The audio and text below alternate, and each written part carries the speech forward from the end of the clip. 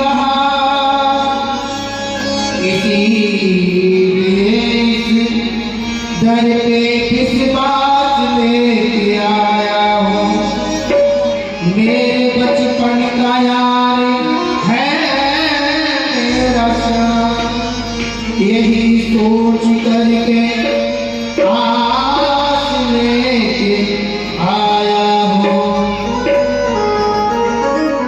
अरे द्वार पालो कन्हैया से कह दो, अरे द्वार पालो कन्हैया से कह दो कि करके चुका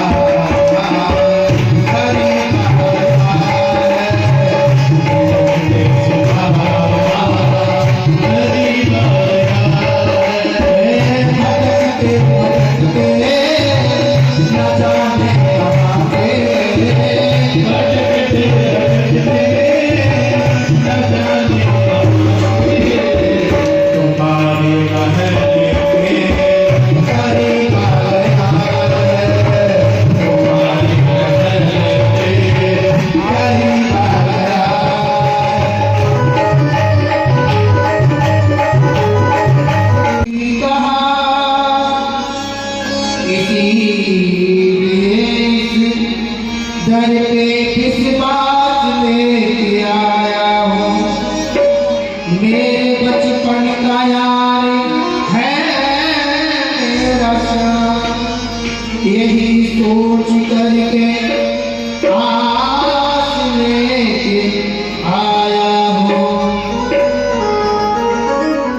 अरे द्वार पालो कन्हैया से कह दो, अरे द्वार पालो कन्हैया से कह दो कि करके चुका हरि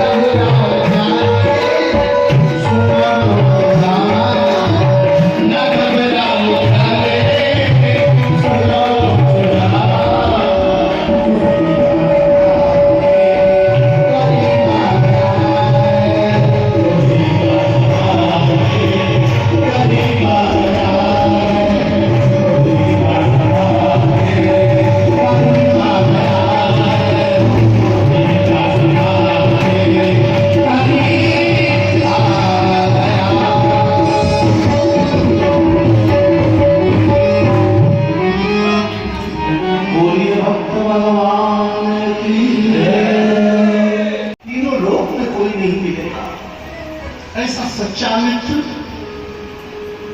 जो ये जानता था गुरुकुल में कि गुरु माता ने जो चने दिए वो चने शापित चने, ब्राह्मणी का शाप लगा हुआ था उन चनों को कि जो कोई भी चने खाएगा वो दरिद्र हो जाएगा। मेरे मित्र ने इस बात को संसार के सामने प्रकट नहीं होने दिया, मेरे भी सामने प्रकट नहीं होने दिया। क्यों? मेरा मित्र जानता था कि श्री कृष्ण तीनों लोगों के पालन करने वाले परमात्मा है। अगर ये शापित चने, जिन चनों को ब्राह्मणी का शाप लगा हुआ था, चोरी के चने थे, गुरु माता को नहीं मालूम थी ये बात। अगर कहीं कृष्ण ने खा लिए, इन चनों को खाते ही कृष्ण दरिद्र हो जाएगा और कृष्ण के दरिद्र होते ही तीनों लोग दरिद्र हो जाएंगे।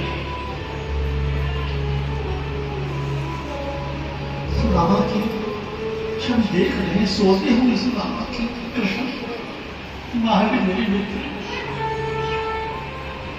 तुम्हारा इतना बड़ा त्याग मेरे लिए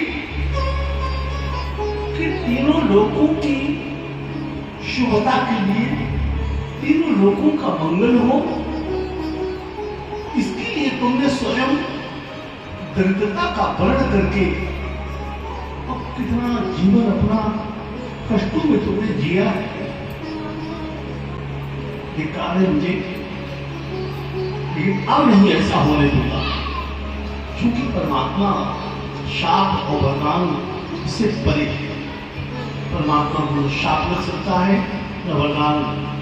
लोक लीला में संसार को दिखाने के लिए सुदामा चरित्र की कथा भगवान कृष्ण कितने गंभीर हुए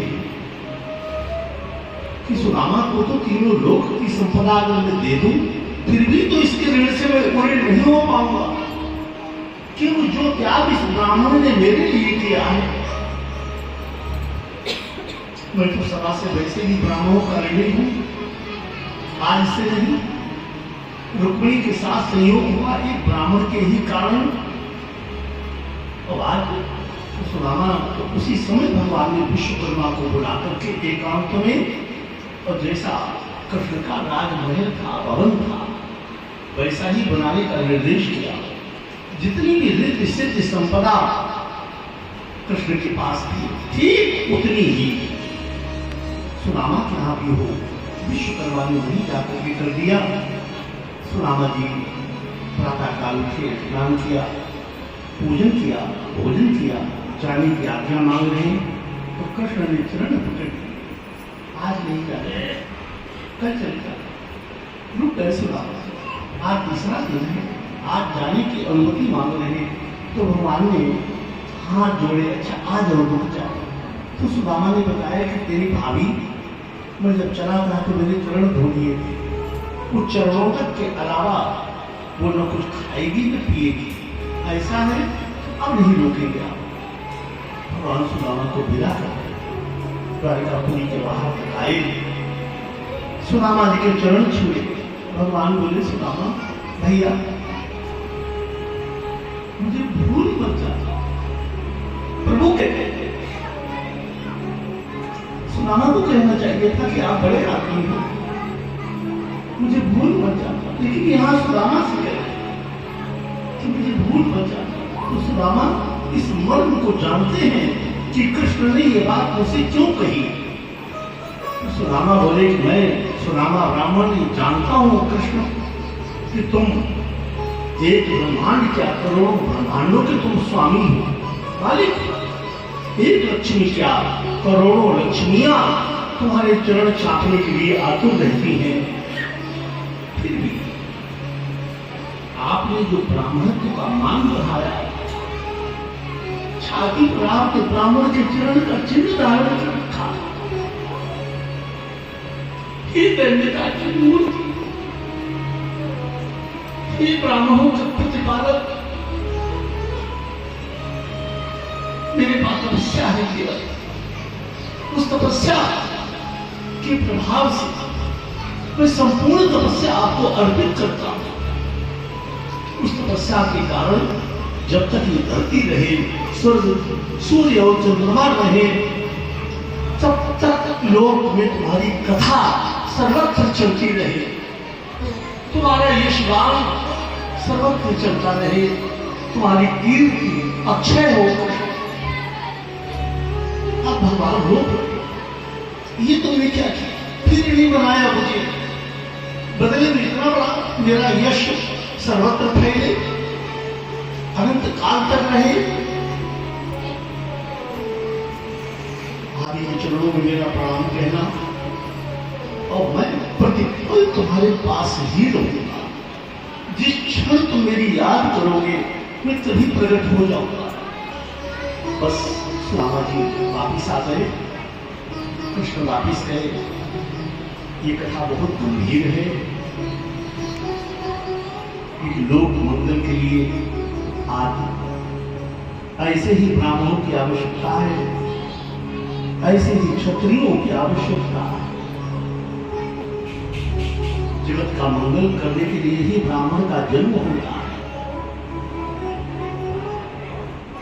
बस सुदामा घर आए, वैभव देखा, पत्नी ने सब बताया, विश्वकर्मा ने आकर के किया जय श्री कृष्ण कहकर के राजभवन में प्रवेश किया। अथाह संपदा आ चुकी है, इसलिए सुदामा अपने पूर्व जीवन को भूले नहीं है। उसी खुश के आसन पर सोना, त्यागमयी जीवन की वृत्ति बनाए रखना, राजसी उपभोग से दूर रहना, और जो परमात्मा ने संपदा दी है उसको जगत के कल्याण के लिए सुदामा ने दान करना शुरू कर दिया। क्योंकि मनुष्य के पास तीन ही चीजें होती हैं, याद रखना, एक तो तन, दूसरे धन और तीसरा मन। तन परिवार की सेवा के लिए हो, यथा समय धन का भी विनिमय करिए परिवार में, और जो परिवार की सेवा से बचे धन, उस पूरे धन को भगवान की सेवा में लगाइए, धर्म के प्रचार में लगाइए। अनेक विधियां हैं सेवा की, तो धन के द्वारा सेवा करो समाज की, धर्म की, और मन के द्वारा भगवत चिंतन करो। बस कल्याण होती देर नहीं लगेगी, भगवान का साक्षात्कार इसी में हो जाएगा। तन सेवा के लिए और मन परमात्मा का स्मरण करने के लिए। बस यही मंगल कामना के साथ भागवत का निर्देश देते हुए मैं अपनी वाणी को विश्राम देने की अनुमति हम पूज्य महाराज जी,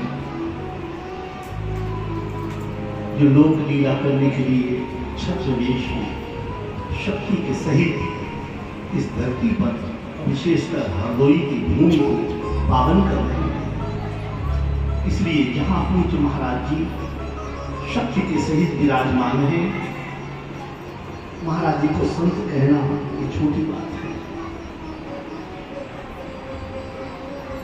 समग्र संत और ब्राह्मणों का जो प्रतिपालक है, बस मैं स्पष्ट नहीं कहूंगा, इतने में ही संकेत है कि वो प्रभु भगवान महादेव भवानी के सहित जगत का मंगल करें।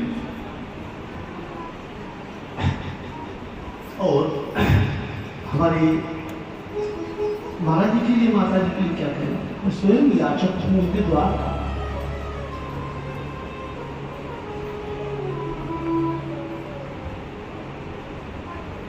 और याचना केवल इतनी, शेष जीवन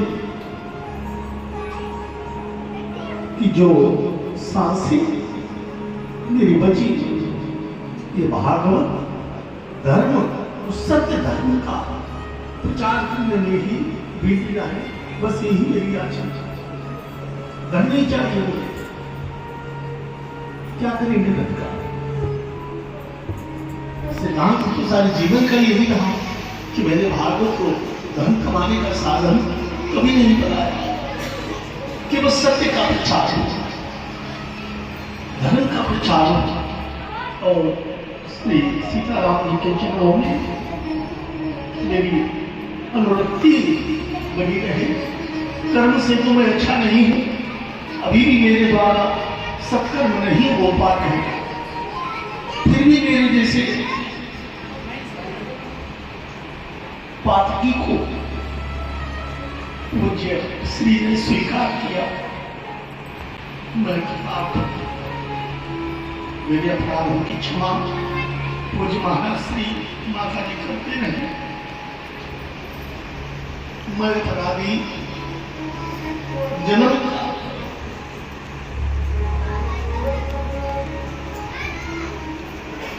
शरीर से बड़े अपराधी किया, नक्सिक बड़ा विकार, नाखून से लेकर पैर तक, सिर तक विकार ही विकार भरे हुए हैं। सिर्फ ये शरीर यहाँ बैठ करके कथा कर रहा है, तो ये याद रखना इसमें मेरी कोई बड़ाई नहीं, ये सब कुछ करने वाले एकमात्र प्रभु हैं। बाबा की इच्छा मात्र से किसी की भी बुद्धि को घुमा सकते हैं, जो इच्छा करते हैं वही होने लगता है। बस ये मेरा दृढ़ विश्वास है। तो तुम दाता दुख वंदना, बस मेरे ऊपर हुआ इन शब्दों के साथ में संजीव जी हरिनाथ सिंह जी को से आशीर्वाद देता हूँ कि 17वीं कथा 12वीं कथा के बाद जो कथाएं आगे बढ़ी है, तो ये सभी कथाएं 12 साल 12वीं कथा तक तो परीक्षा इनकी हुई बड़ी जबरदस्त, मुझे मालूम, बाबा जी को मालूम है और कोई नहीं जानता। जबरदस्त परीक्षा से गुजर चुके हैं। अब ये पकी हुई कथाएं हैं सब, जितनी भी कथाएं हैं इनका फल इनके पितरों के पास जा रहा है और भविष्य में इनका जीवन मंगलमय हो, मति गति सब धर्म में लगी रहे। और आप सभी लोगों के चरणों में मेरा प्रणाम। आप सब लक्ष्मी नारायण के स्वरूप हैं। इस भावना से मैं आप सभी के चरणों में प्रणाम निवेदन करता हुआ वाणी को विश्राम दे रहा हूँ। और आज बड़ा अच्छा लगा, प्रातःकाल हमारे केदार सिंह जी जयपुर से आए, सपत्नीक मेरे पास गए दर्शन करने के लिए। इनकी श्रीमती जी के ही श्रीमुख से निकला कि महाराज जी ये कथा आपको जयपुर में करनी।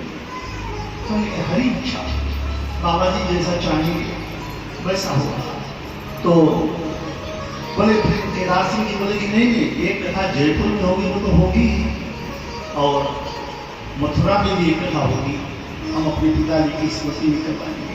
हमने कहीं कोई बड़ी भारी बात नहीं। हाँ ये अवश्य है कि देखो पैसा तुम्हारे पास जहाँ जितना हो, मैं खुली बात कहता हूँ, ये कथा धन के द्वारा साध्य नहीं। इच्छा तो बहुत लोग करते हैं, मैं भी करवा लूँ, मैं भी करवा लूँ, लेकिन कहाँ इच्छा पूरी होती जब तक ठाकुर जी की इच्छा नहीं होती। तो इस शरीर को माध्यम बना करके अगर कथा चल रही है तो वो भगवत इच्छा से। क्यों मैंने आज तक किसी को प्रेरणा नहीं की। हाँ, जीवन में एक हमारे बीच में हमारे क्षत्रिय कुलभूषण राजा माधवेंद्र प्रताप सिंह जी रानू भैया, अभी मैंने देख लिया है, महाराज जी के चरणों के पास वो बैठे। ये जब विधायकी का पर्चा भरने गए थे तो बाबा जी ने लीला की और चाचा उनको आशीर्वाद दे दिया। उसी समय मन में कुछ भाव उठा था कि एक श्रीमद् भागवत की कथा करके और उनका यश जो है वो सर्वत्र अक्षुण्ण हो जाए। ये मंगल कामना, धन की इच्छा से नहीं कि वो विधायक जी हैं, हमें 2-4 लाख मिल जाएगा, लाख मिलेगा, ये कहेगा, कोई इच्छा नहीं मेरी, केवल उनके मंगल कामना। पिछले दिन आए तो मैंने उनसे कहा कि इतने दिन हो गए, अरे बोले तो इस कथा के बाद आप तत्काल करो। हमने कहा अभी नहीं, अब समय की प्रतीक्षा करो। तो एक बार तो वहाँ भी ऐसा पूज्य महाराज जी के मानस में ये सारी बातें बैठ चुकी हैं। अब केवल समय का इंतजार है। आप लोगों की इच्छा हो तो इस कथा में जरूर पधारना। जहाँ महाराज जी होंगे वहाँ यही आनंद बरसेगा। बस इस कामना के साथ मैं वाणी को विश्राम दे रहा हूँ। और हमारे इस कथा के प्रायोजक हमारे संजीव जी, अब उनके द्वारा कुछ वाणी का प्रसाद मिलेगा तो संजीव जी और सिर्फ हरिनाम की और मेरे मन का उद्गार। ठाकुर कहते हैं रक्षा करने वाले को, कृष्ण को भी ठाकुर जी कहते हैं, नाम को भी ठाकुर जी कहते हैं, विष्णु भगवान को भी ठाकुर जी कहते हैं। अब हमारे ठाकुर कौन है? तो ठाकुर हमरे बच्चा बाबा, हम हैं बच्चा बाबा के। ठाकुर हमरे बच्चा बाबा, हम हैं बच्चा बाबा के।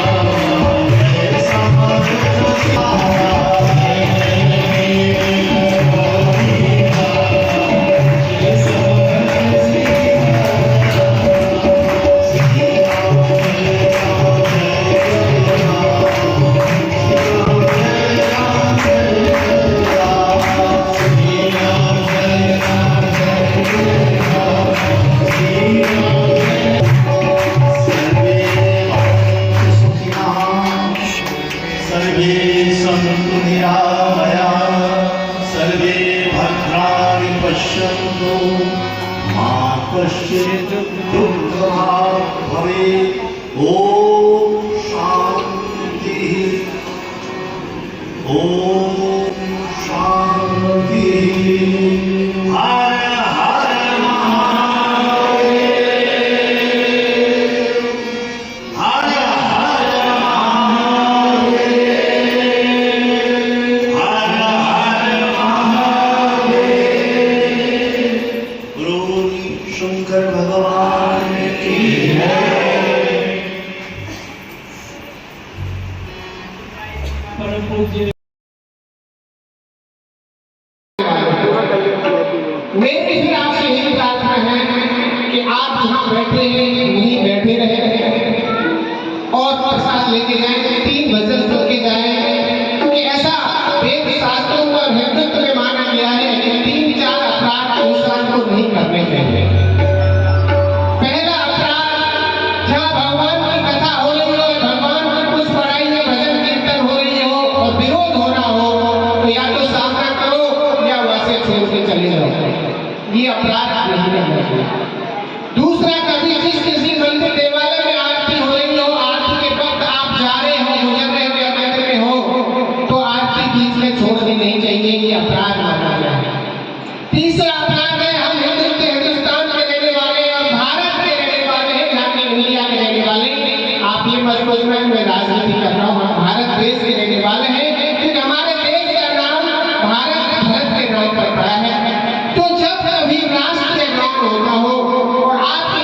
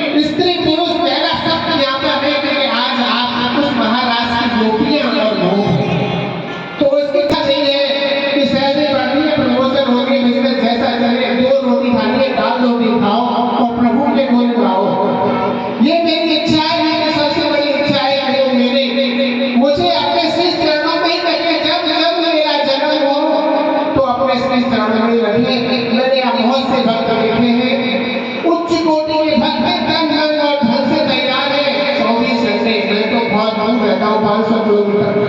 बाबा जी की आवाज सुननी होती है तो मैं मोबाइल पे दर्शन कर लेता हूँ। शुक्ला जी है, मिश्रा जी है, उच्च कोटि के भक्त हैं, चाहे बाबा जी के लाखों भक्त हैं, मैं बाबा जी के चरण भी रचना भी नहीं हूँ। मैं तो उन बाबा जी के भक्तों का कि चरण राजू जो सबसे लास्ट में आता है। जो भक्त बाबा जी के हैं लाख में सबसे नीचे वाले उस भक्त के चरण राजू। लेकिन देखिए बाबा जी की कृपा, बाबा जी का कृपा मेरे पर बहुत है। मेरे को जब मैं कभी आता हूँ तो मेरे को बड़ा VIP मिलता है। बाबा जी जब मैं कभी आता हूँ तो बाबा जी मेरे से पूछते सुबह उठते हुए बेटा क्या खाइए हो, हरदम की अब भाषा है क्या खाइए। बाबा जी जो खिलाएगा नहीं, जो दूध चाहेगा वो खाएगा। और आज मेरे को जिस वेशभूषा में देख रहे मेरी माता ने कहा आज कि केदारनाथ मैंने अपनी शर्ट पहनने की जो होती है आज ये नहीं पहनना अच्छा नहीं लग रहा है। आज आपको ये कुर्ता पजामा जो दिख रहे ना मेरी अन्नपूर्णा माता जी ने दिए, इसलिए आज मैं बहुत सुंदर लग रहा हूँ। आपने देखा तो मैं बाबा जी का दिया ही खाता हूँ, उनका दिया ही देखता हूँ। सब कुछ उन्हीं का है, मेरा कुछ नहीं है। तो मेरे बाबा जी की जो कृपा है दूर रहने भी है, पास में रहने भी है। रानू भैया मेरी आवाज सुन रहे होंगे।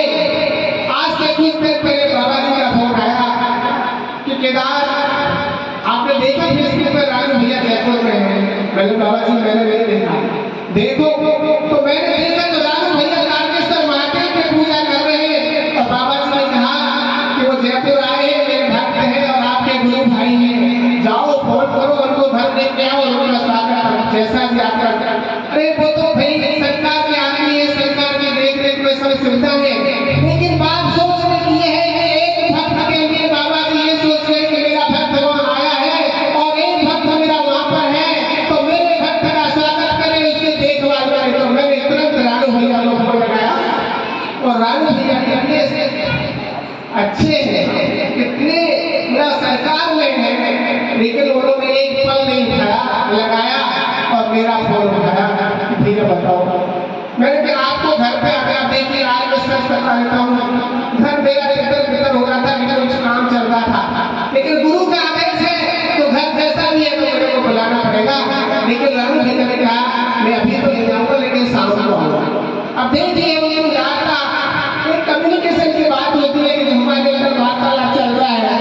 तो रानू भैया व्यस्त होने के कारण दोबारा से शाम को फोन करते हैं कि भैया मैं अभी नहीं आ पाऊंगा, अभी आदेश हुआ है सरकार का हमें करौली जाना है।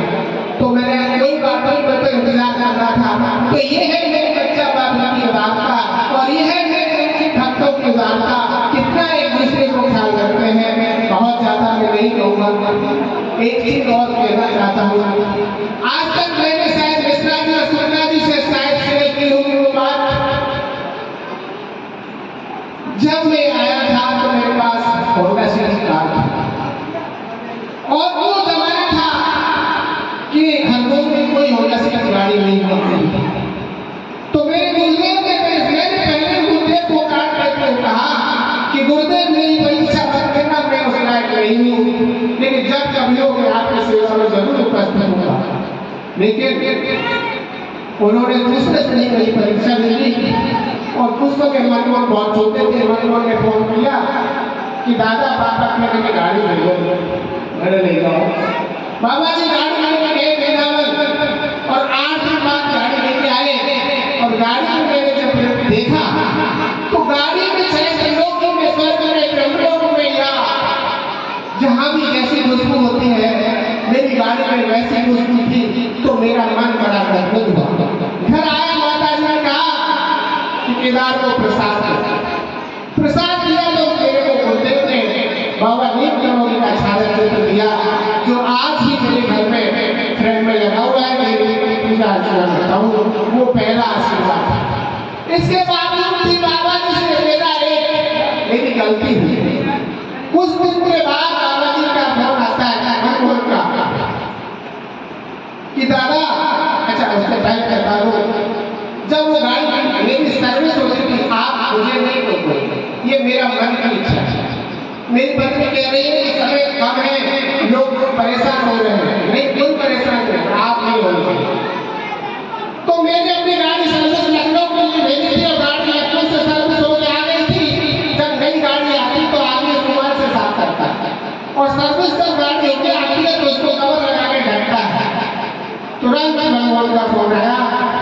दादा बाबा जी गाड़ी की कह रहे हैं कथा हो रही है जगदीशपुर में या कहीं हो रही थी। मैं आज अपना अपराध स्वीकार करता हूँ। एक सेकंड के लिए लेकर के आया कि यार अभी तो गाड़ी सर्विस होके आई है, साफ कवर में रखी हुई है। वो एक सेकंड के लिए आया, वो मेरा गायब हो गया। तुरंत गाड़ी लेकर निकला, थोड़ा लेट हो गया, मंडी होके आया, लेट हो गया 5 मिनट। दोबारा फोन आया कि आए नहीं, वो मेरी गलती थी। तुरंत वाइफ को बताया, वाइफ बोली मैं भी जाऊंगी। घर पे आया, माता जी ने कहा कि लो तो निकल गए।